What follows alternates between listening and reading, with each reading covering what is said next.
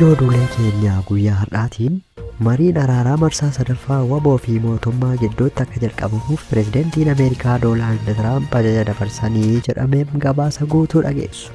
Odumaa wal qabatuun imbaasiin Ameerikaa qaamolee adeemsa nagaa rakkoo naannoo Tigraay hiikuuf taasifamaa jiru gufachiisaa jiran akeekkachiistee jedhameen gabaasa guutuu dhageessu. Raayyaan ittisa biyyaa yaalii haleellaa qindoomina faannoo fi waboo Wallagga Bahaatti raawwate guutummaan guutuutti fashalsuu beeksise. Haa ta'u malee dhugaan lafa jiru kanaan faallaadha jechuun jiraattonni dubbataniin gabaasa guutuu dhageessu. Oduu keenya xumuraatiin Keeniyaan itti aanaa ministeera muummee Soomaaliyaa biyya ariitee jedhameen gabaasa guutuu dhageessu. Alaamaan isaa namni nagaa daawwata biiftuu miidiyaa oduu guyyaa irraa qabannee dhufneen dhufaana turan affeerraa keenya. Oduu keenya jalqabaatiin marii araaraa mootummaa Itoophiyaa fi waraana bilisummaa Oromoo gidduutti gaggeeffamaa ture ilaalchisee akka gabaasni tokko agarsiisutti mariin araaraa marsaa sadaffaan waboo fi mootummaa gidduutti akka jalqabamuuf pireezidantiin Ameerikaa Doonaald Tiraamp dhiibbaa fi ajaja dippiloomaasii dabarsaa jiru jedhame. Akkuma yaadatamu kanaan dura mariin nagaa marsaa jalqabaa fi lammaffaa mootummaa Itoophiyaa fi waboo gidduutti biyya Taanzaaniyaa odola Zaanzibaarii fi magaalaa Daaree Salaam keessatti deeggarsa qaamolee sadaffaa kanneen akka Ameerikaa, Noorweey fi Gamtaa Afrikaatiin gaggeeffamuun isaanii yaadatama. Ta'us mariiwwan lameenuu sababa garaagarummaan guddaan uumameef bu'aa malee xumuramanii turan. Xiinxaltoonni dhimma kanaan wal qabatee akka ibsanitti fashalaa'uu mariiwwan kanaan duraatiif sababni gurguddaan inni tokko waboon bulchiinsa mootummaa ce'umsaa hirmaachisaa ta'ee fi gaaffii bu'uuraa uummata Oromoo fiduuf dhiyeesse gama mootummaatiin fedhii hooggantoota dhuunfaa gara sirnaatti deebisuu qofa irratti xiyyeeffatee fi dhimmi hiikkannaa meeshaa waraanaa irratti walamantaan dhabamuu isaatii jedhame. Haa ta'u malee waraanni naannoo Oromiyaa keessatti waggoota 6 lakkoofse kun humna kamiifuu injifannoo guutuu fiduu dhabuu isaa fi dhiibbaan diinagdee fi hawaasummaa naannichaa gara malee hammeessuun isaa hubatameera. Amma garuu dhiibbaan dippiloomaasii haaraa fi fedhiin hawaasa idil-addunyaa keessatti xiyyeeffannoo bulchiinsa Tiraamp mariin marsaa sadaffaan kun yeroo dhiyootti akka eegalamuuf abdiin jiru baay'ee olaanaa akka ta'e agarsiisa. Lachuu isaaniis waraanaan furmaanni dhumaa akka hin dhufne waan hubataniif mariin kun furmaata waaraa fiduuf carraa guddaa akka ta'etti ilaalamaa jedhame. Oduu keenya itti aanuun raayyaan ittisa biyyaa yaalii haleellaa qindoomina waboo fi faannoo Wallagga Bahaatti raawwatame guutummaan guututti fashalsuu beeksise. Aanaan kiiramuu kan godina Wallagga Bahaa keessatti argamu waggoottan dhiyeenya kana keessaa fi gidiraa fi buqqa'insa irra deddeebi'amee mudataa tureera. Jiraattonni haalli nageenyaanichaa baatiiwwan 5 darban keessatti suutaan hammaachaa dhufuu fi uummatni baay'een mana isaanii dhiisanii baqachuu ibsaniiru. Jiraattonni sababa nageenyi dhabamuu kanaan sochii fi argama garee hidhattoota faannoo naannichaa keessa jiran akka ta'es dubbataniiru. Yeroo sanatti aangawoonni aanaa kiiramuu akka mirkaneessanitti namoonni 1,000 ol ta'an sababa waldhibdee hidhannootiin buqqa'aniiru jedhame.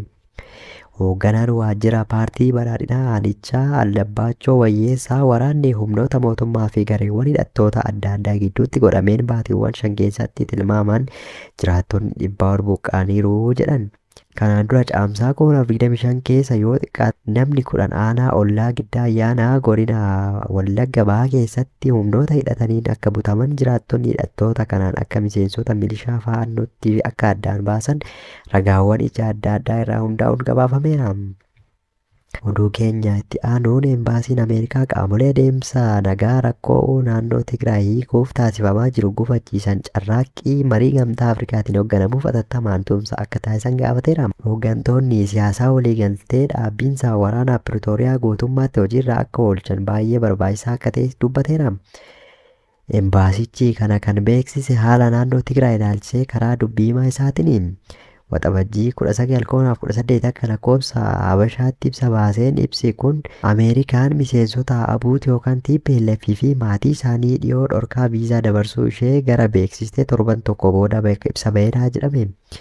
Ibsi embaasii Ameerikaa kun har'a kallattiidhaan abuutiyoo maqaa dha'uu baates jecha qaamolee ta'e jedhanii adeemsa nagaaf gufachiisan jedhu fayyadameera. Hooggantoonni siyaasaa fi hawaasni siivilii naannichaa jiranis marii siyaasaa irratti hirmaachuu akka qaban embaasichi ibsa isaatiin gaafateera. Oduu keenya xumuraatiin Keeniyaan itti aanaa ministeera muummee Soomaaliyaa biyya ariitee jedhame. Qondaalli olaanaan mootummaa Soomaaliyaa tokko sababa gaaffilee sanadoota imala isaa irratti kaaniin Keeniyaa irraa akka deebifame gabaafameera. Taateen kun kamisa galgala buufata xiyyaaraa idil-addunyaa Joomoo Keeniyaata keessatti kan mudate yoo ta'u, itti aanaan ministeera muummee Soomaaliyaa Jibriil Abdirashaad Hajii xayyaara Saaciid Eerlaayin jedhamuun Moqaadishoo irraa ka'uun erga Keeniyaa buufata xiyyaara idil-addunyaa Joomoo Keeniyaata gaaniin boodadha jedhame.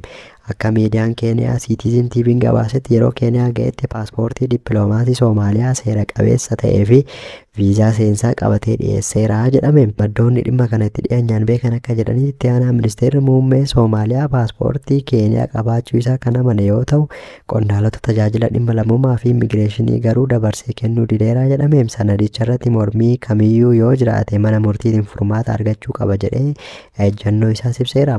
Waldhabdeen kun akka gabaafametti Jibriil buufata xiyyaaraa Joomoo Keeniyaata keessatti kutaa keessummootaa sadarkaa olaanoo keessatti tursiifamee yeroo hojjettoonni immigireeshinii sadarkaa olaanaa sanadoota imala isaa irratti qorannoo dabalataa gaggeessaa turan kan mudatedha jedhame. Dhimma kanaan wal qabate akka gabaasni kun qindaa'etti qondaalonni mootummaa Keeniyaa yookaan mootummaa Soomaaliyaa irraa ibsi dabalataa kenname hin jiru. Citizen TV'n akka gabaasetti mootummaa Keeniyaa keessatti qondaalli olaanaan dhimma kana beeku tokko lammiileen biyya alaa hedduun karaa malaammaltummaa fi seeraan alaa paaspoortii Keeniyaa argachaa jiraachuu isaaniitti mootummaan Keeniyaan yaaddoo guddaa qabaachuu ibseera jedhame. Biiftuu miidiyaarraa oduun guyyaarraaf qabannee dhufne kanuma.